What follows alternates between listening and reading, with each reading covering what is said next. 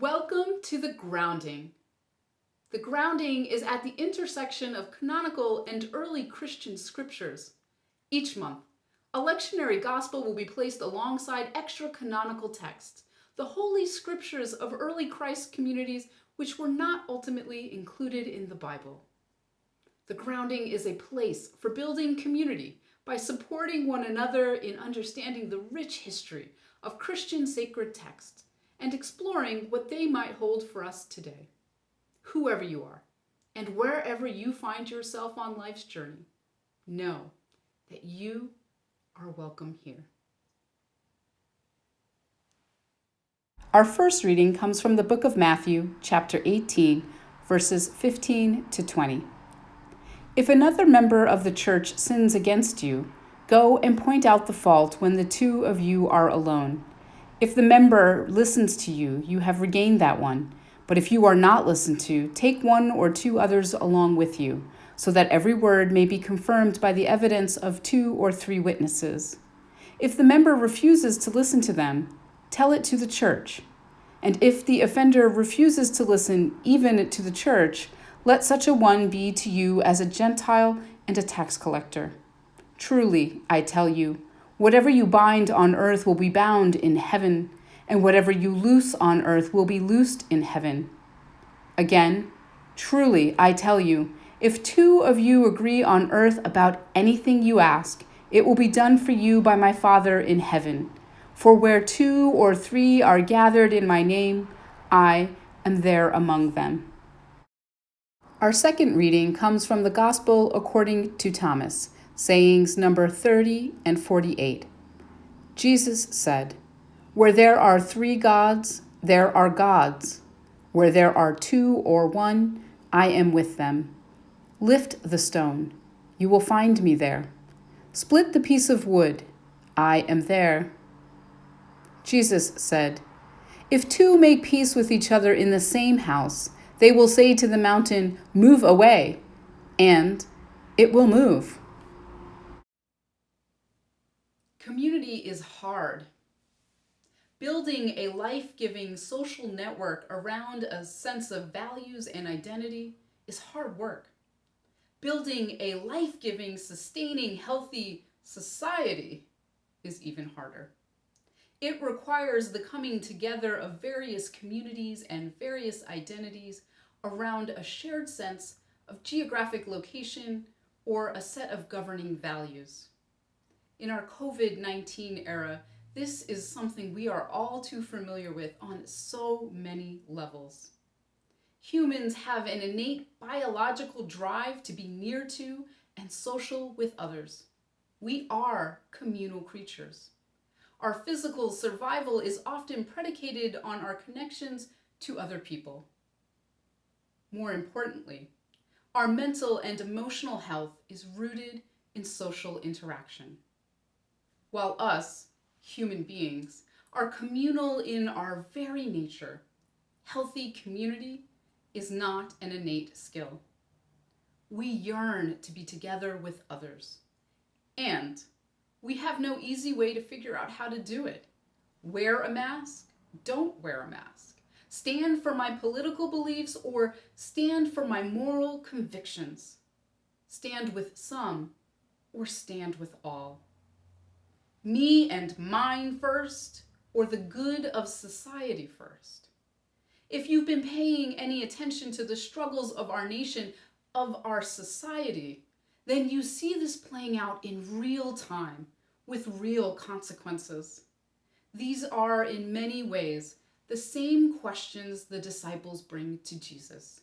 They want to know how they are supposed to create a new community in the midst of chaos, in the midst of Roman occupation, and in the face of what being in their community has always meant to them. They want guidance on how to do something new and life-giving in the midst of the world as they experience it. The lectionary gospel drops us in the middle of this discussion as Jesus instructs the disciples on how to engage with one another. What will their community look like when they are in disagreement? How can they answer Jesus' call to maintain community in the face of perceived or real wrongdoing? Jesus answers, if another member of the church sins against you, go and point out the fault when the two of you are alone. In our modern world, I want to laugh. When the two of you are alone? This is not how humans typically behave. When someone hurts us or someone we love, we rarely go directly to them and talk with them.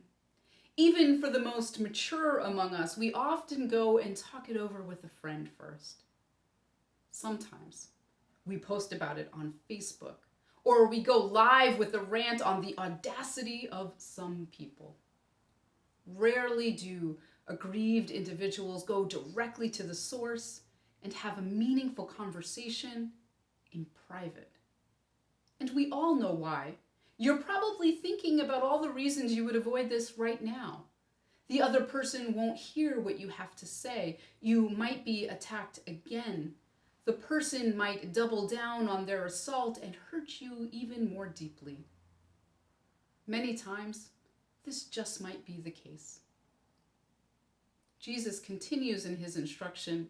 If trying to have a meaningful conversation doesn't work one-on-one, bring someone else with you and try again. Go with one or two others so as to present only the facts.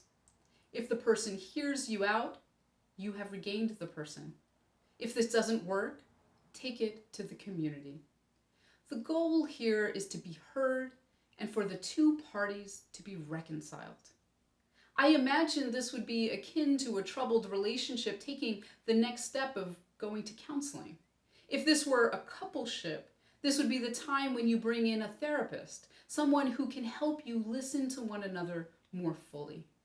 It would be reaching out to someone who can help you express your hurt and your pain without the name calling and the vindictive language.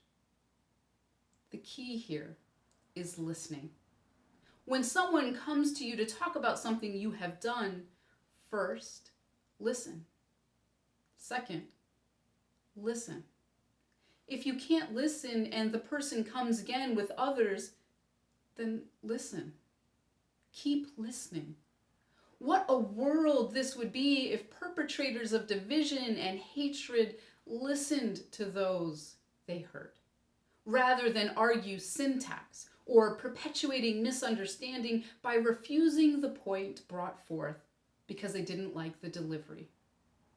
So Jesus says, listen, and listen some more. Keep listening.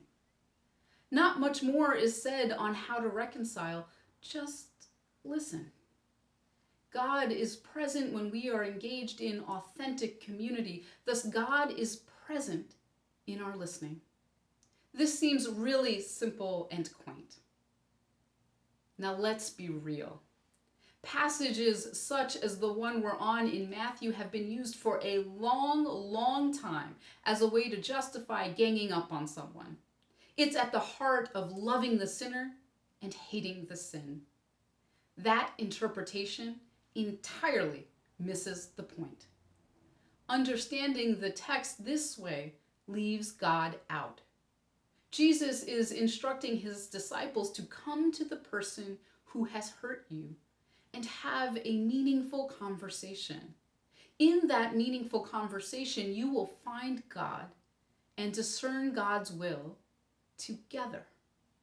Coming to the conversation with a conception of what God wants in the situation places our human intellect over the power of the Spirit to show up and make meaning in places of reconciliation. Coming to a conversation with the conception that you are completely right and have nothing to learn by engaging the other makes yourself a god.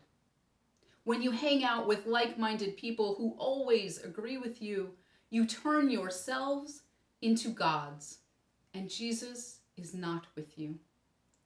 The Gospel of Thomas tells us, where there are 3 gods, there are gods. Where there are 2 or 1, I am with them. Where people believe themselves infallible, a God with a lower G, they make themselves God with a capital G. and Jesus is not among them. Jesus is with and among those who continue to seek. Christ is with those who continue to seek authentic community. Jesus drives this point home right after he states he is among the one or two. Split a piece of wood. I am there. Lift up a stone. You will find me there. Jesus is found in the midst of the seemingly mundane matters of life and creation, in the pain and in the hurt, in the disagreements. God is not far off. To reconnect to God in those moments, dive deeper, look more deeply, lift up the stone, split a piece of wood, listen more deeply to find the meaning inside the words being expressed to you. Later in Thomas, Jesus says, if two make peace with each other in the same house, they will say to the mountain, move away, and it will move. If the two in community who are at odds because of the hurtful or closed-minded actions of one make peace, they can move mountains. Reconciliation can do that.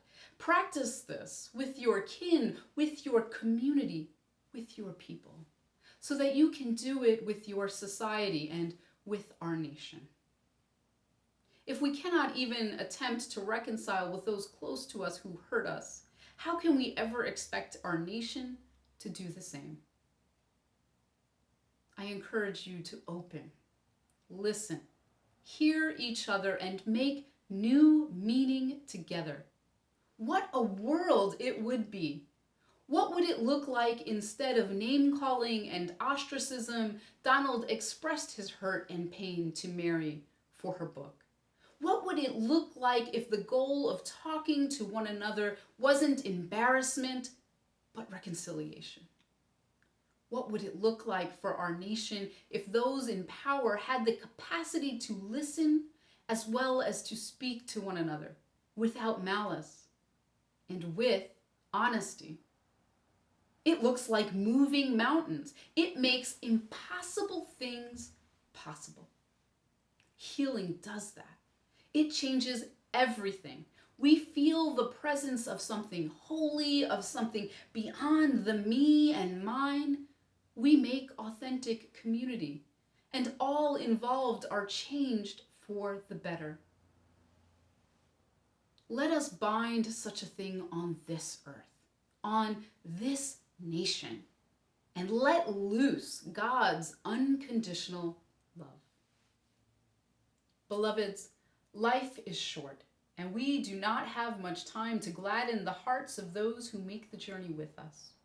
So be swift to love, and make haste to be kind. And may the blessings of the universal Creator be with you now and forever.